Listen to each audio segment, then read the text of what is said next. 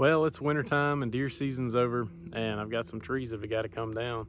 And I have just about wore slap out my bar and chain on the old Stihl Farm Boss. So ran up to the Ace Hardware today and picked up some new ones. We're going to change them out. Well, this is my old Stihl Farm Boss. It is a MS290Z model number, and this thing has been used and abused, and I don't keep it clean like I should. But this thing is chopped I don't know how many trees, and I've been using it on the goat fence down here for trimming the posts and everything. And I've sharpened the blade, and it's just got all out of whack, and it's cutting about crooked as all get out. And I think I've hit something with it, but it's not cutting right, and it's pretty much cutting a rainbow. So I'm just gonna go ahead. It's time for a new bar and a new chain anyway. So, and again, this is the MS290, and I went up there and just told them what I needed, and this is what they gave me. So hopefully it'll fit. And you know, chainsaw stuff isn't exactly cheap, but that's not too bad. And I didn't order anything off Amazon because I got a little local place up here that sells all Stihl parts. So I try to support local when I can. And that's the bar, 20-inch. It's not the same Farm Boss bar. It's a Roll-O-Matic. I don't honestly know much of a difference. I think the Roll-O-Matic's supposed to be good, but I don't know. I'm not a chainsaw guru. I cut them on and chop stuff up with them, and that's about it. So we're gonna go ahead, and I've already loosened these up, but it takes a 3/4 socket, which I'm sure you know by now. If you've been using and abusing one, you probably got the tool to do it with. I've had about 4 or 5 of them over the years, and I always lose them. It's just one of those things that I cannot keep track of. So first thing we're going to do is, there's a screw right here, the chain adjustment tension. We're going to go ahead, it's probably going to go flying off here in a second. Go ahead and loosen that up a little bit, and she should come right off. And there we go. All there is to it. I've already cleaned this up a little bit, but what I like to do is just take an air hose and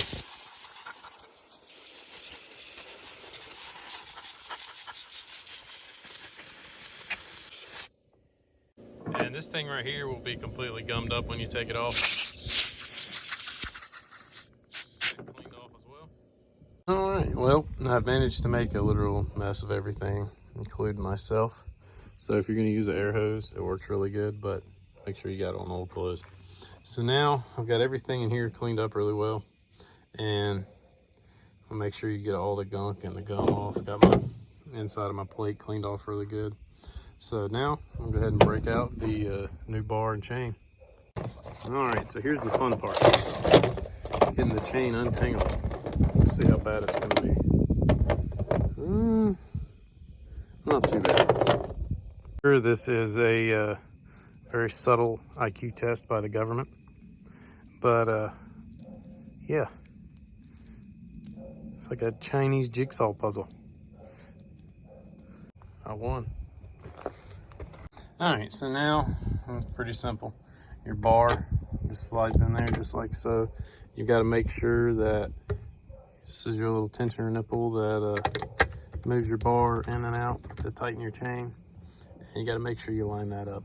That's pretty much about the hardest part. And now just got to get the chain. We're going to loosen that up a little bit more where the nipple slides in, and we're going to go ahead and put the chain on. All right, so I think about the easiest way to put a new chain on is to go ahead and get it started in the bar. And now, carefully, you gotta make sure that chain is going the right direction because it spins this way. So you gotta make sure that the cutting edge is going that way. Because the chain's gonna be going that way. You want the cutting edge where it cuts in that direction. So now, get my chain on, and carefully, without cutting myself, this thing is sharp. I'm gonna angle it in at the back, and then slide it in.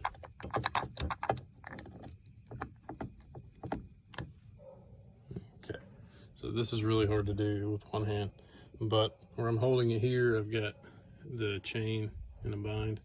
So I'm gonna have to take one hand towards the top. There we go. That way, I can pull back a little bit. And there we go. So now all I've got to do is put that cover plate back on and put my 2 nuts on. So I've got one on there, just kind of holding it in place. I'm gonna go ahead and I'm just gonna finger tighten these just a little, kind of loose. You want them kind of loose because you got to tension your chain now. Kind of let it roll a little bit. And what I do is just kind of pull out on it. You want it just a touch snug because as it warms up and gets going, it's going to loosen up a little bit. This is always one of the hardest things for me because it seems like I always get it just a little bit too tight or just a little bit too loose. But you want a little bit of play and a little bit of tension, just about, in my opinion, non-professional opinion, just about like that. And it's going to tighten up also when you tighten up your nuts. So I'm going to go ahead and do that. Snug these down. And these, you don't want to get too awful tight. You want them good and snug where they can't slip, but you don't want to go crazy and torque them way down because you can pull those studs out. Yeah. It might be a little snug. I'm gonna run it and we'll see.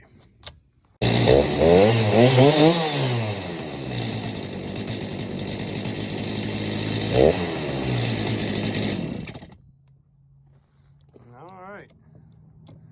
Yep, she loosened up quite a bit. So you can see, it's pretty loose. So we're gonna tighten that up just a touch. And gave it 1/4 turn. And a 1/4 turn makes quite a bit of difference. So she's a little bit tight right now, but I think once it gets running a little bit, I think it'll be just about perfect. So I can go ahead and snug these back down if I can go the right direction.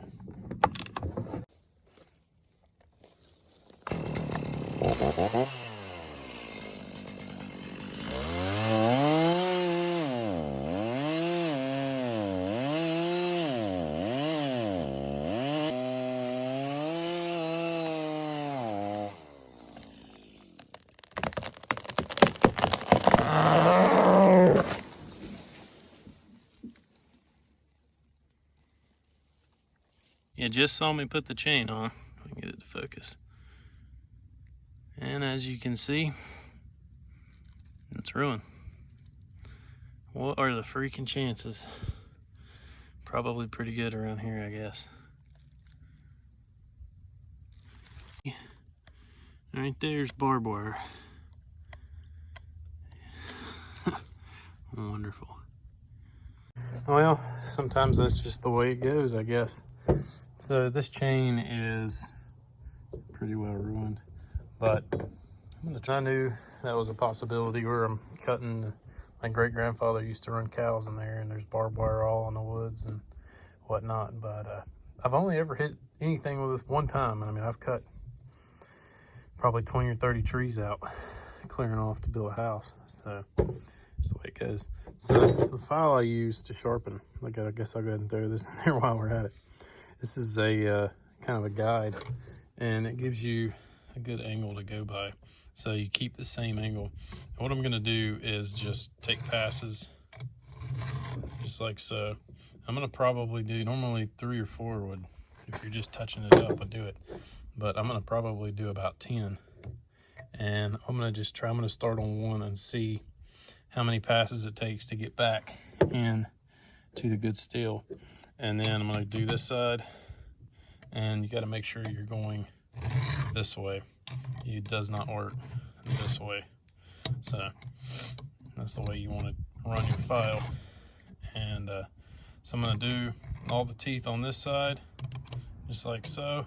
And then I'm gonna flip over and I will do all the teeth on this side going this way. Passes seem to do it, and that's what a lot of them look like. And 10 passes will get it back into the clean metal, and get rid of all the degraded edge and put a nice new edge on there. So hopefully it'll work out all right. It's looking like it. So I'm gonna keep going. All right, so I've already got one side that's good and I wanted to add in a few things. So it's important, the reason I like this Stihl file is it's got the guide and it's got the sides are good. I kind of like put my thumb on the side to keep pressure in, and that helps a lot when you're sharpening. But it's important to try to keep your file as level as possible. And what I do a lot of times is this file has two little set screws here, and you can just kind of rotate your file a little bit. And I'll rotate it. I rotated it one time on that pass because you can kind of get a feel of it when it stops cutting. It starts to get a little dull, and I just like to keep them kind of rotating so it's filing evenly and the file wears evenly. Just something I like to do. I don't know that it really makes a big difference, but you just want to keep it on that same degree, kind of push in a little bit, and try to keep it nice and level.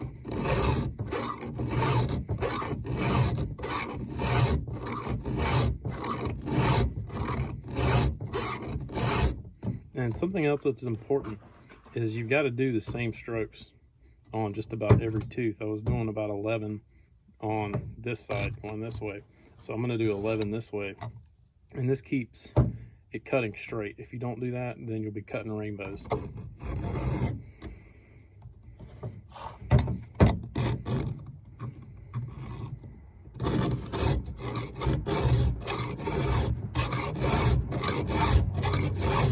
I did 12 on that one because I can tell I need to rotate the file. I think I rotated it the wrong way, the way that I did originally. All right, well, we got it all done, and I think it's gonna work just fine. I'm gonna go fire up and finish cutting up this tree. But I just wanted to go ahead and mention, I'm no expert. This is the way I've done it for years. It's always worked really well for me. And there's 1,000 different ways to sharpen a chainsaw, I'm sure. And I'm sure there's gonna be a lot of comments on it. But you know, this is the way I do it. It works for me. And is it the best way? No. Is it the easiest way? Probably not. Does it work? Yes, it does. It's worked for me for years, and this is the way I've always done it.